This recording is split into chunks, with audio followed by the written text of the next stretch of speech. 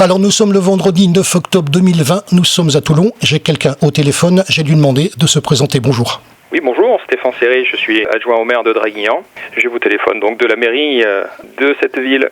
De Draguignan. On a parlé de l'annulation d'un salon autour du vin, vous êtes au courant? Oui, bien sûr. On a eu Valérie Marcy, le maire de la Motte, hier en direct. Vous savez qu'on est très attaché à tout ce qui est Dracénie. Et vous donnez la parole. Une nouvelle fois, on s'était eu au téléphone, c'était en février 2020, pour une manifestation. Et cette fois-ci, on a donc une nouvelle manifestation à expliquer. Oui, tout à fait. Mais écoutez, je vous remercie de nous donner la parole et de mettre un focus sur notre ville régulièrement. Il s'agit cette fois-ci de vous présenter un forum qui fait partie du panel de forums que nous proposons à notre population régulièrement chaque année. C'est celui de la mobilité internationale. On a déjà eu 3 expériences sur les 3 dernières années. Et c'est la 4e édition cette année. Alors justement, l'expérience de ces années précédentes, ça donne quoi? C'est très positif parce que nous organisons des forums autour de l'orientation, de la recherche d'emploi avec différents partenaires. Et puis, nous avons voulu enrichir notre offre en proposant ce forum mobilité internationale de manière à sensibiliser les étudiants, les lycéens, les parents aussi, mais aussi les demandeurs d'emploi autour de la question de la dimension internationale et des parcours de formation, de stage ou d'emploi simplement qui sont justement à l'international et qui pourraient intéresser ceux qui veulent faire cette démarche-là. Alors sur la fiche, il y a pas mal de choses, puisque mobilité internationale, ça veut dire se déplacer, ça veut dire être dans un autre pays, ça veut dire pratiquer la langue et tout un tas de choses. Comment vous voyez ça de votre côté?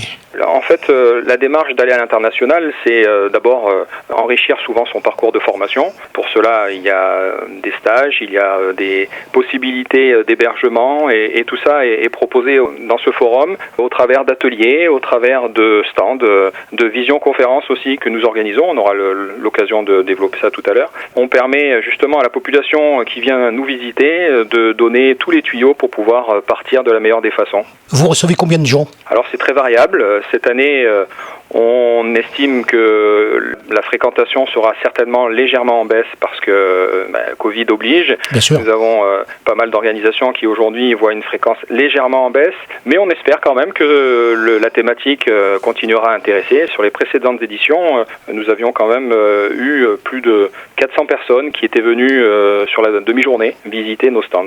Les tranches d'âge des personnes concernées? Alors c'est très variable, bien évidemment, prioritairement c'est la tranche étudiante, lycéenne étudiante, parce que c'est souvent les jeunes qui sont intéressés par l'orientation, mais il y a aussi quelques demandeurs d'emploi qui voudraient se tourner vers l'international, vers l'étranger, pour pouvoir soit changer de vie tout simplement, soit enrichir leur parcours de formation et trouver peut-être un emploi ailleurs. Donc, l'objectif de cet événement, c'est d'accompagner à la conduite de projets en direction de ces jeunes en particulier qui sont désireux de partir à l'étranger. Mais on a bien sûr un public beaucoup plus large qui englobe aussi parfois leurs parents, parce que des changements de vie, des fois, c'est des projets familiaux.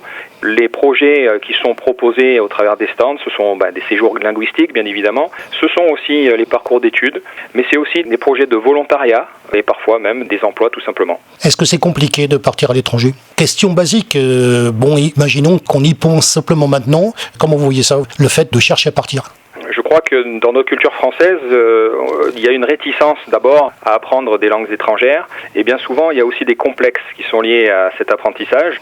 C'est justement ce qu'on a voulu traiter au travers de ce forum, permettre à nos jeunes de peut-être être un petit peu moins complexés et puis aussi de comprendre comment il est possible d'améliorer son apprentissage, notamment de l'anglais, mais bien d'autres langues aussi, et de pouvoir voir comment on peut partir, comment on peut s'organiser à l'étranger et comment on peut être accompagné dans l'organisation de son projet de départ. Oui, parce que quand on va dans un pays, généralement, il faut être quelque part, il faut être dans un endroit. Alors ça peut être une famille, ça peut être dans un travail. Je le sais par expérience personnelle, c'est pour ça que je peux en parler. On va parler également, je ne sais pas si ça vous parle, d'aller dans un pays et de découvrir, surtout, on va commencer par là, on apprend des langues à l'école et puis là on découvre dans le pays comment elle se parle cette langue. C'est pas aussi évident que ça en a l'air, surtout quand on la découvre, et ça permet justement d'apprendre la phonétique de la langue. Je parle par expérience bien sûr, automatiquement vous revenez, vous savez déjà comment cette langue elle se parle, c'est un petit peu différent que quand on l'apprend à l'école. Oui, tout à fait, c'est différent et en même temps c'est pas différent, c'est une manière aussi de mettre en application ce qu'on a appris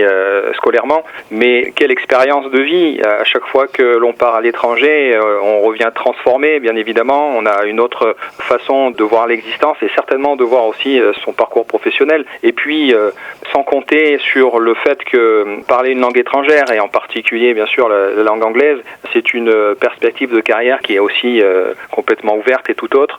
Pour cela, nous avons organisé des situations concrètes, c'est-à-dire que j'ai souhaité qu'ils se mettent en place des visioconférences avec justement des Français qui sont partis à l'étranger, qui sont aujourd'hui dans certains pays, comme l'Australie, le Portugal, l'Irlande et d'autres pays encore. Et nous avons 8 visioconférences qui s'étaleront au cours de cet après-midi pour pouvoir permettre à ceux qui sont présents de voir comment ceux qui sont partis ont fait pour le faire, pour s'organiser et pour donner aussi certainement l'envie à ceux qui sont peut-être encore un peu réticents à partir de le faire.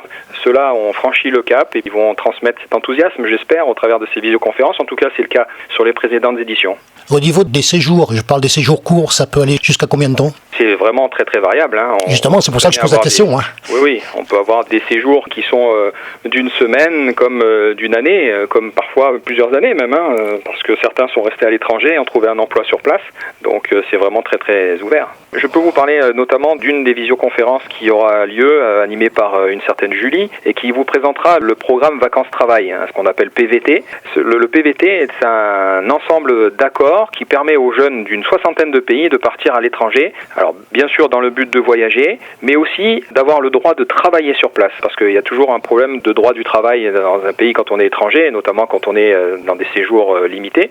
Ce programme permet de travailler sur place pour financer le séjour. Ça, c'est très intéressant et il y a plusieurs centaines de milliers de jeunes qui bénéficient de ce programme chaque année. Donc, il y a une visioconférence qui va développer ce programme-là, ce qui permet aussi, parce qu'il y a toujours un problème financier quand on part aussi, de pouvoir s'auto-financer sur le départ. On va parler bien sûr de quelque chose, on en parlait il y a quelques instants en antenne, quand on revient justement d'un séjour à l'étranger, vous le dites vous-même, je sais de quoi je parle aussi, on est transformé, c'est bien ça? On est forcément transformé parce qu'on va à la rencontre d'autres cultures et puis aussi parce qu'on apprend à se connaître soi-même. On ne se connaît pas dans ce genre de circonstances. On découvre d'un seul coup que les connaissances livresques scolaires que l'on a acquises, eh bien, on arrive d'un seul coup à s'en servir.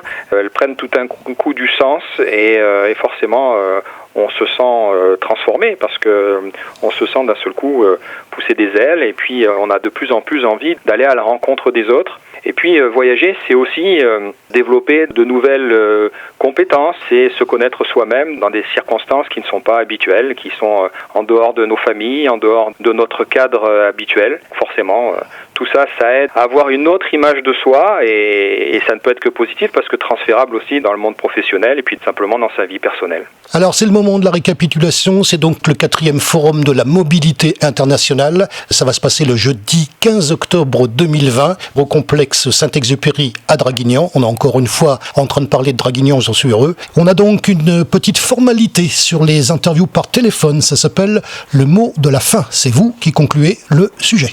Oui, mais simplement vous dire que je ne peux qu'encourager les gens, et en particulier les jeunes, en tant qu'adjoint à la jeunesse de la ville, de venir participer à ce forum. Il est unique dans notre région, entre Nice et Marseille, il n'y a rien d'équivalent dans notre secteur.